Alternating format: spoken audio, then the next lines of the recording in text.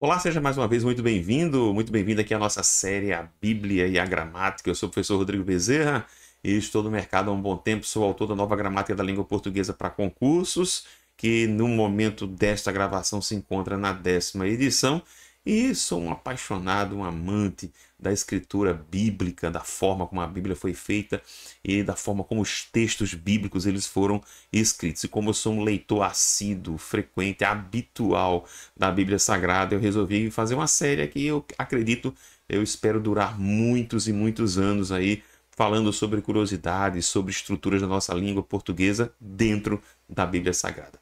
Hoje eu trouxe vocês já devem ter visto aí um versículo, e no versículo aparece um fato muito interessante que eu sempre digo, esse tipo de fato só interessa mesmo a professor de português, né, um curioso da língua portuguesa, ou se você de repente é um estudioso da Bíblia como eu sou, de repente não sei se você trabalha, se você trabalha num ambiente religioso, ou se de repente você vai fazer um concurso público, porque esse é o tipo de coisa que interessa a um examinador. Dê uma olhadinha comigo, né, nesse versículo 23 que aparece aqui. Detalhe, ele é só um de uma série, de uma expressãozinha que aparece muito.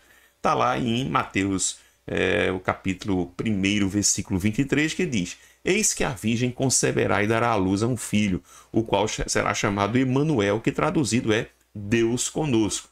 E aí eu queria que você me acompanhasse e você pensasse comigo aí, o que significa este eis que? Que olha só que curioso, ó, no capítulo 2, né, versículo 1, também está lá. E tendo nascido Jesus em Belém da Judéia, no tempo do rei Herodes, né, eis que alguns magos vieram do Oriente a Jerusalém. Eu estou usando aqui uma versão da Bíblia mais antiga, tá? E no capítulo 2, também no versículo 9, eis que a estrela que tinham visto. E ela vai se repetir, eis que o anjo do Senhor. E olha, morto Herodes, porém Herodes, eis que o anjo do Senhor. A minha pergunta para você, né, é o seguinte: tente pausar a câmera, tente pausar o vídeo, eu vou voltar para o slide, tente pausar. Eu quero que você me diga assim, o que é que significa eis que? Primeiramente, deixe-me só explicar uma coisinha. Essa partícula eis, ela apresenta uma origem controversa. Alguns gramáticos dizem que vem do verbo haver, outros dizem que vem de um demonstrativo latino, esse, né? Enfim, eu não vou discutir essa questão da origem. Esse eis que está aqui, ele não é igual àquele eis que está lá, por exemplo, em João 1,29, quando João Batista viu Jesus e disse: Eis o Cordeiro de Deus que tira o pecado. Esse eis que está aí, ele é a tradução, as traduções diz: está conosco, né? Está entre nós, vede. Né? Eis aqui, ou seja, está conosco, está aqui com a gente. Né? Então ele tem essa característica, esse significado. Tem alguns. Eu gosto da origem do eis com o verbo haver, tá? Mas é uma questão particular minha, né? Não estou dizendo que eu seja certo ou que o outro está errado, é só uma questão de opção. E eu gosto dessa coisa do estar entre nós, estar aqui conosco, esse eis que está aí. Mas aqui é diferente, aqui eu tenho um eis que. E aí? O que é que significa esse eis que? Pause aí, se você puder, aí o slide e tente raciocinar. O que é que significa esse eis que? O que é que você acha? Olha, eu confesso a você que eu fiquei muito curioso e muito reflexivo sobre esse eis que. E uma curiosidade, eu fui pesquisar esse eis que só no Novo Testamento, né, em algumas versões da Bíblia, ele aparece mais de 260 vezes. Olha só que coisa interessante. Só no livro de Mateus, ele deve aparecer por volta de 67, 66, dependendo da versão, 65 vezes só no livro de Mateus. Olha só que curiosidade. Aí eu fiquei pensando, cara, o que é que significa esse eis que? Como é que nós podemos traduzir esse eis que? O que é que você achou? O que é que você acha?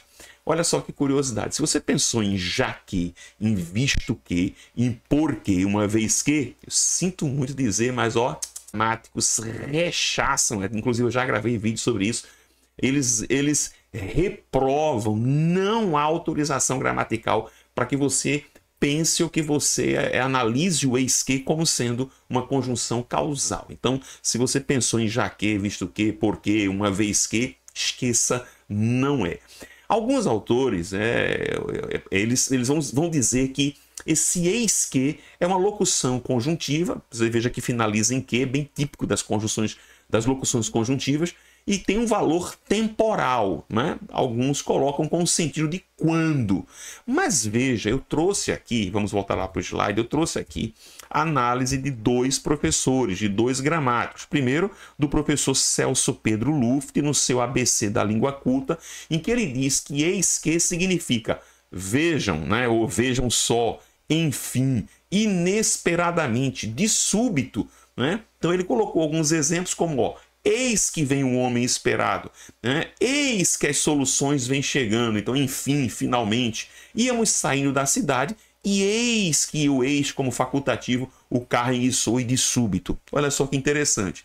E eu trouxe um outro pensamento aqui do professor Domingos Pascoal Segala, em seu dicionário de dificuldades da língua portuguesa, que diz que eis que, olha que coisa interessante, é uma locução, ele não classifica se é locução conjuntiva, se é locução prepositiva, não é prepositiva, não vejo isso. Locução conjuntiva parece-me ter uma lógica, né, muito grande, né, corretamente usada para abrir frases, olha, anunciativas, abrir frases anunciativas e também para exprimir surpresa imprevista. E ele exatamente diz uma frase da Bíblia: disse o anjo à virgem, eis que conceberás e darás à luz a um filho a quem chamarás Jesus. Ele diz súbito, eis que uma onda os envolve. Finalmente, professor Rodrigo, né? O que é que o senhor acha desse eis que? Eu confesso que eu gosto muito da definição do professor Segala e da tradução do professor Celso Pedro Luft, com esse eis que com significado de súbito. Vejam só, inesperadamente, né? De repente, ok?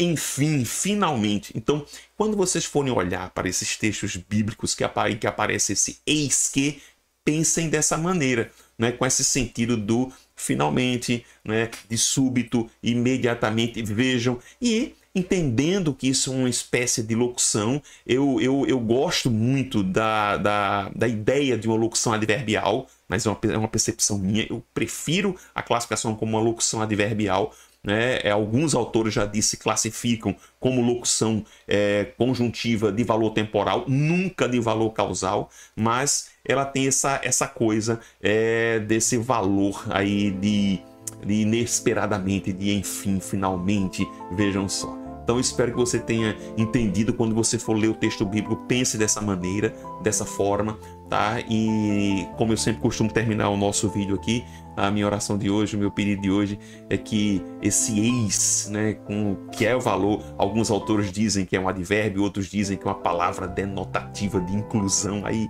também, na língua portuguesa é assim, nós temos pensamentos divergentes, não tem problema algum, não é que esse eis, que significa, né, está conosco, está vivo, está aqui com a gente, esse eis se referindo ao Cristo, ele esteja presente cada vez mais na sua vida, na minha vida, e que a luz dele brilhe, e que você encontre, como eu sempre costumo dizer, que você encontre e viva a paz que excede todo o entendimento. Que Deus abençoe você. Até a próxima. Forte abraço.